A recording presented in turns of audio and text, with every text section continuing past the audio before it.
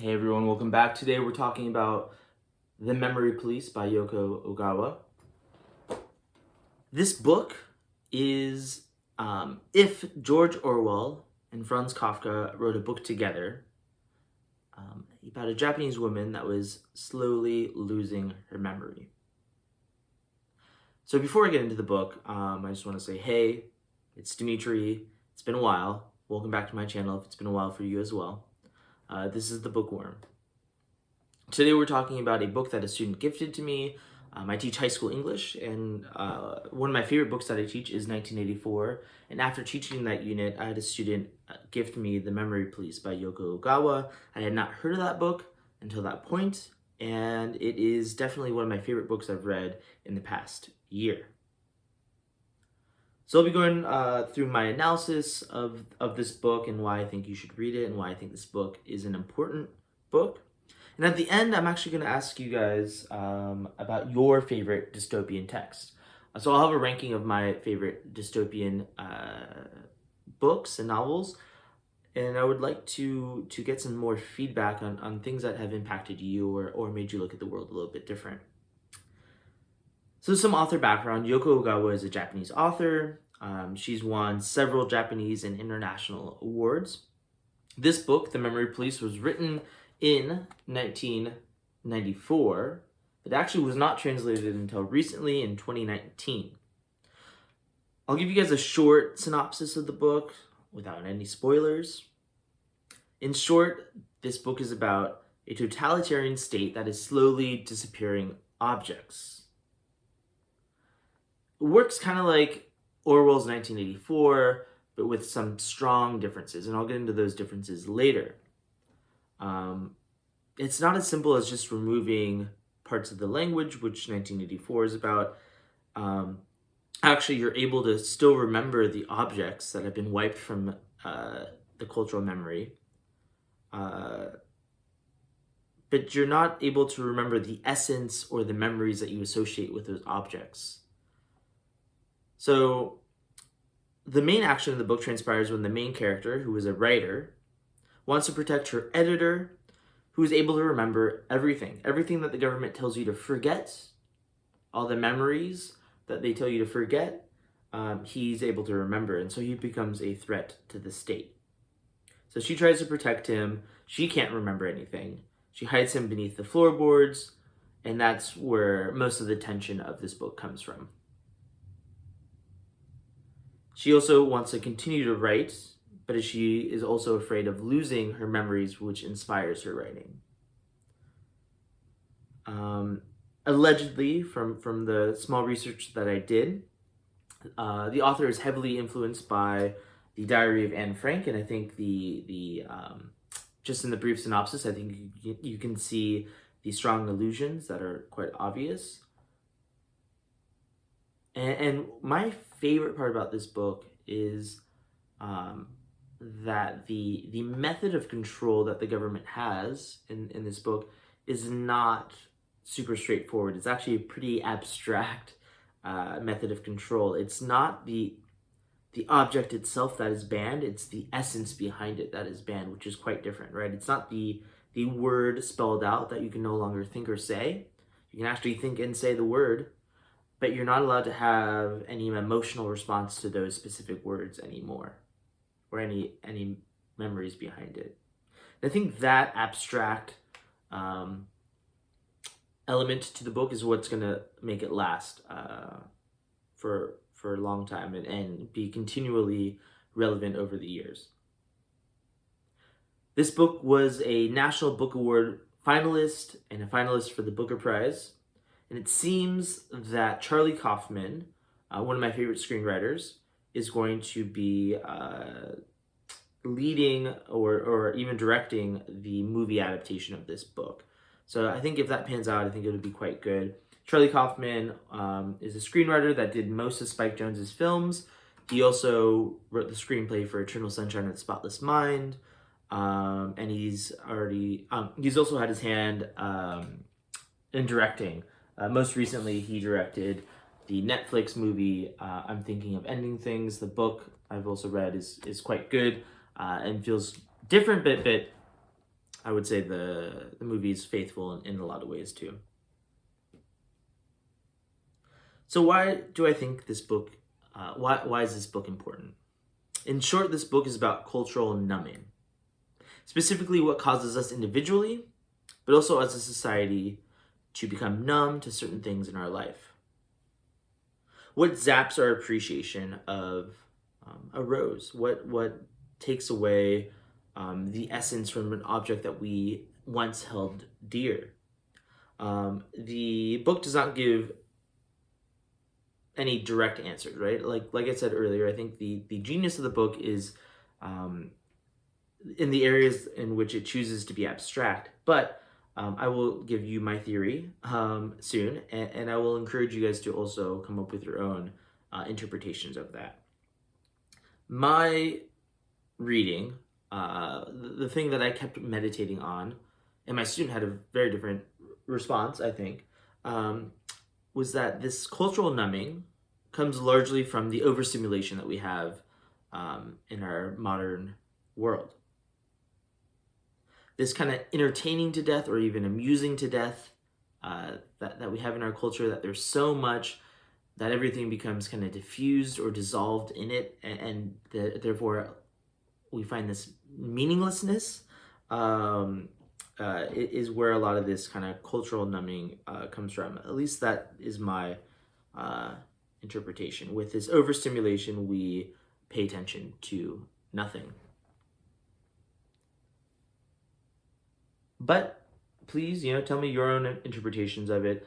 I'm sure the interpretations vary greatly, but that is mine, and I will try to justify that later on. So I want to tie this back to 1984. In 1984, if you read it correctly, I think the essence of that book is also about a cultural numbing. If you read 1984 correctly, it is more about the destruction of language and less about a surveillance state. Yes, there's a surveillance state in 1984, and that seems to be what most people focus on, but I don't think that's the most important part of the book, and that's not how I teach it. I do make those connections, but I stress that Orwellian does not mean a surveillance state. Orwellian means the degradation and destruction of a language. That is why Newspeak is the ultimate language of the party in 1984.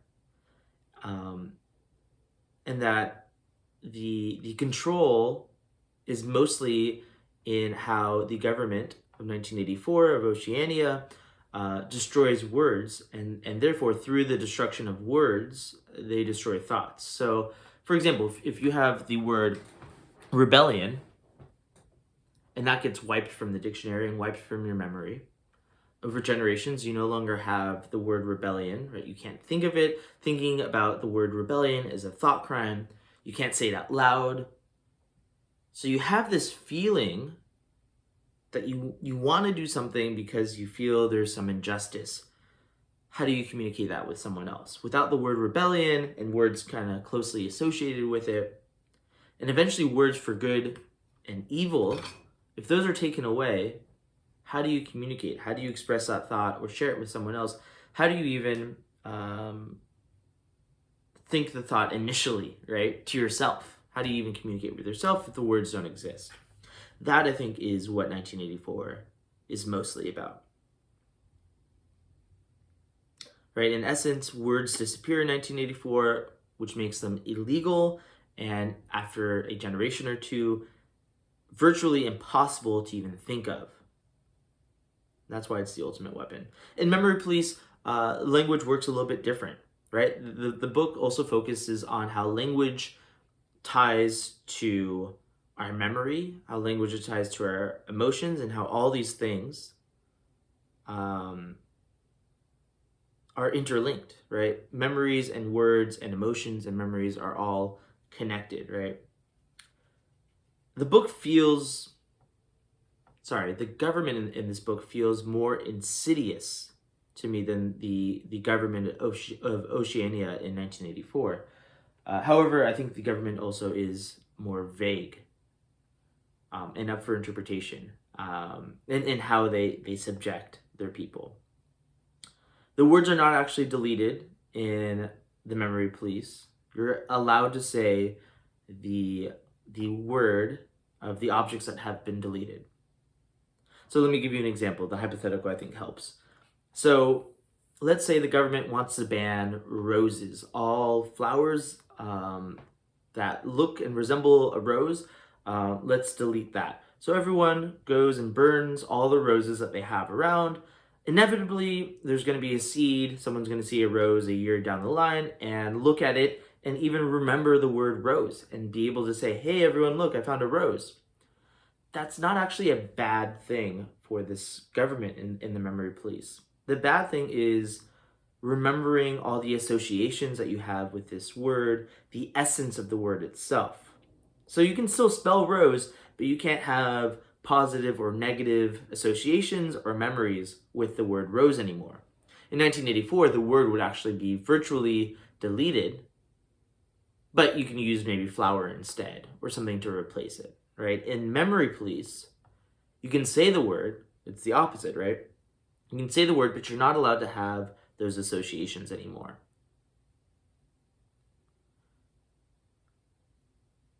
So, yeah, like I said, all these emotions, memories, personal, and even cultural connections that people have to this specific flower or this specific object, that is whatever's getting deleted at that time, disappears. It's quite abstract, but I love it for that, right? That is the kind of the one lie that you have to get over to accept the rest of this state, which feels very, very realistic. So I want to read a few pieces to kind of further my proposition that this book is about the cultural numbing through the over-entertainment that we currently have in our society. Words are hard. On page 54, they talk about the holes or the gaps that develop after something is deleted. All right. Here it goes. It's true. I know that there are more gaps in the island than there used to be. When I was a child, the whole place seemed, how can I put this? A lot fuller, a lot more real. But as things got thinner, more full of holes, our hearts got thinner too, diluted somehow. So yeah, the book makes a strong connection between the disappearance of things from the outer world and how it affects our inner lives. Our outer lives are affected, but it also has this connection to our inner lives. The things that we surround ourselves with affect who we are, obviously, right? I want to note the word diluted, right? In our culture, I think we can say that through the mass amount of entertainment and access to entertainment that we have now, we can say that there is a dilution, right? With so much noise, we hear nothing. And so this is, my connection to being entertained to death. There's too much, so therefore there is nothing, right? And these holes kind of pop up. The opposite of dilution is what? Slowing down and processing something. Taking one thing at a time, taking one bite at a time, and really developing that. So we get an instance of that on page 110. And this is the author, there's no spoiler here, this is the author with her editor, who she is taking care of. He has to be hidden from the government because he can remember everything. He remembers the essence of every word that is supposed to be taken away, right? And they're talking to each other through this makeshift phone, like the cups with two strings. It's kind of like one of those where you can talk to someone in another room, and you talk in, and then you put it up to your ear, and then you go back and forth, right? So when we talked using this makeshift system, we were forced to move the funnel back and forth from our ears to our mouth, leaving a brief silence between each utterance. And thanks to these pauses, the most mundane conversation sounded quite important. imagine, that scene, and it's in stark contrast to the way our world works today, right? The speed of social media, the speed of our news is quite fast. But with that speed, we lose context. We lose the importance, we lose the connections that these stories have. We're not able to really stay put in one subject and really process it. Before we have a chance to process it, we get something else to be maybe upset about. George Saunders, one of my favorite writers, talks about that in the Brain Dead Megaphone in the title essay. He talks about how fast TV news works, and through that we lose so much. Because of the speed, we don't really get a chance to think and process something before we move on to the next story. This is something that David Foster Wallace talks about, especially in his later book, The Pale King, with the speed of entertainment, the mass of information that we have, that if we don't slow down, we lose all of it, right? We can only drink so much information at a time. I want to talk about two other quick quotes. The other one is on page 163. This is a story within a story. The author is writing a book about a woman that loses her voice. Not her memories, but her voice is taken away from her. At some point, I realized that I could no longer recall the sound of my own voice, and the thought dumbfounded me. How could I have so easily forgotten something I had heard for so many years, a sound that had been silenced only for a fraction of that time? But in a world turned upside down, things I thought were mine and mine alone can be taken away much more easily than I would have imagined. If my body were cut up in pieces and those pieces mixed with those of other bodies, and then if someone told me, find your left eye, I suppose it would be difficult to do so. This reminds me about how easily memories can be manipulated. Let me ignore that. I'm reminded of when I bought the Fleet Foxes album, the first Fleet Foxes album in high school. And in it, Robin Peckford writes about the power of music and its association with memory. He talks about how, as a child, he had these memories that were very specific, where he can recall the images and the things surrounding him quite perfectly. But then he had this pretty dramatic reveal when he was a teenager, and he realized that all those memories that he had very perfect visuals for were actually just photographs. And he questioned the reality of those memories, the purity of those memories, because he realized as a child he had been shown these images and gone a long time without them. And then when he viewed them again, maybe 10 years later, maybe the memory spurred from viewing the photo and not actually from being in the moment, if that makes sense. Whereas he found a more pure medium for memory was actually music. The music one listens to at a specific time of your life can maybe more perfectly hold a memory and an emotion or an essence of something. I want to read one more quote and then I'll end this video. This is on page 81. I just think this is a beautiful passage about the nature of memory. So page 81. So in this, the main character is talking to her editor, who can remember everything. And she asks him, how does it feel to remember things? And she's talking more about not just the memory, right? But the feelings behind something, which she no longer has for lots of objects, right? So she says, how does it feel to remember everything? To have everything that the rest of us have lost saved up in your heart? He responds, that's a difficult question. he said, using his forefinger to push up the frames of his glasses and then leaving his hand at his throat. She responds, I'd imagined you'd be uncomfortable with your heart full of so many forgotten things. No, that's not really a problem. Your heart has no shape, no limits.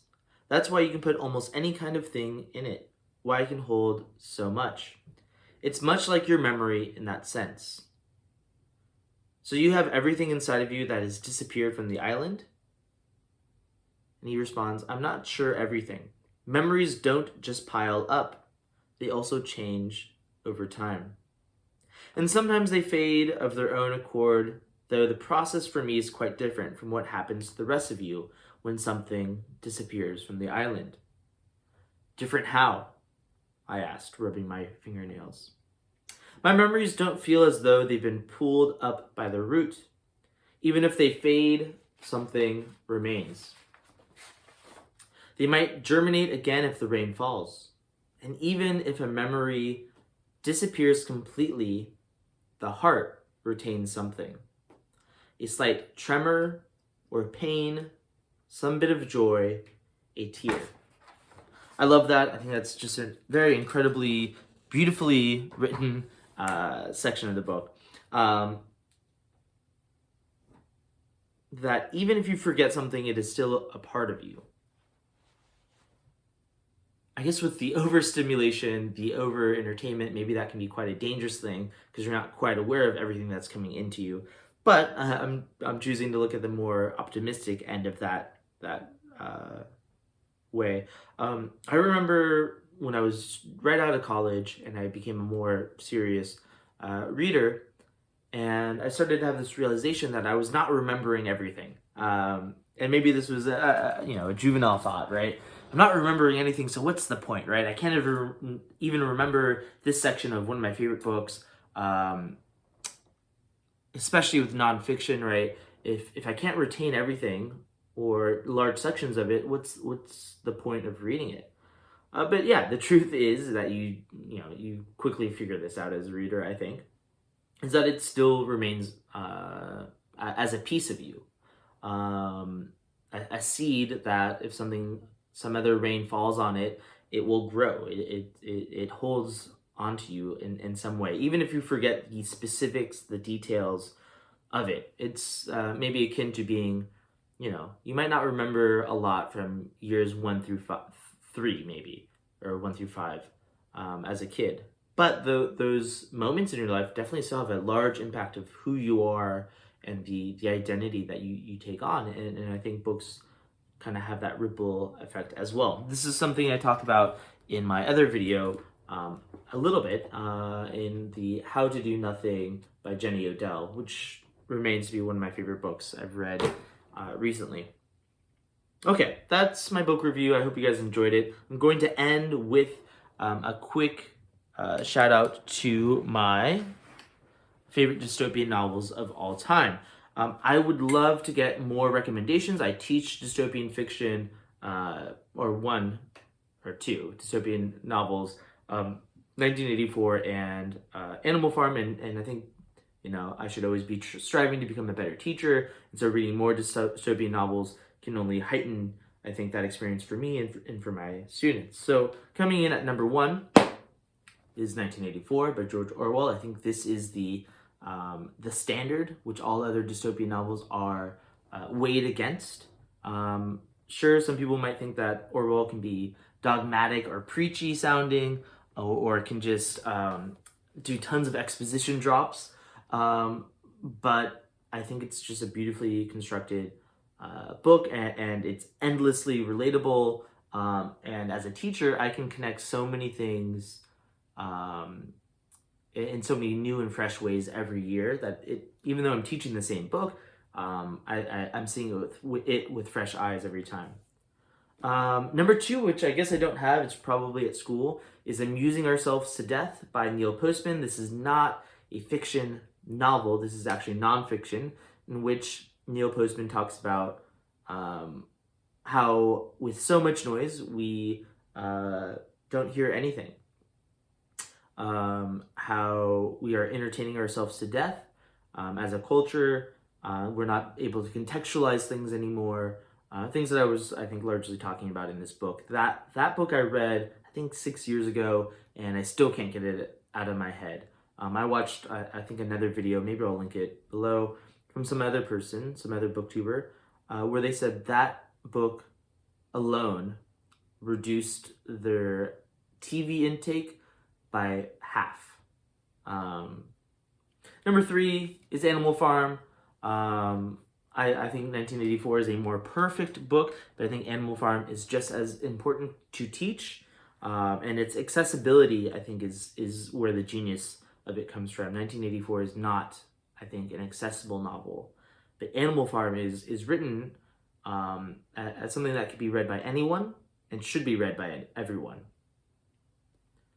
Number 4, you can debate me of whether or not this is dystopian or not, but I would include Lord of the Flies. That's something I also teach. Then I would include Brave New World, which is an important book. And Neil Postman from Amusing Ourselves to Death actually makes the point that this is the more important book, that we are actually teaching the wrong novel when we teach 1984 in high schools. I don't quite agree with that, but I do think Huxley makes some incredibly important points. He wrote it as a response to Orwell's 1984. And I just think it's not as well written. So I look forward to reading more of Huxley's nonfiction. I think that is something that he might be able to do better. I actually did not read The Giver until recently. A friend of mine made me read it, and I actually enjoyed it. So that would be number 5. And in last place, I know this will upset people, but I would put Fahrenheit 451. It's a decent novella, but it feels more kind of like a young adult fiction, and it feels more kind of focused on the action and less on the message. I don't know. Fight me on that. I would love to be wrong. Anyways, tell me what you recommend. What are some dystopian novels that you think are great? And how did you interpret The Memory Police if you read it? Did you read it as this kind of cultural numbing? And if so, what is the cause of that cultural numbing for you? I hope you guys have a lovely day or evening or whenever. Okay.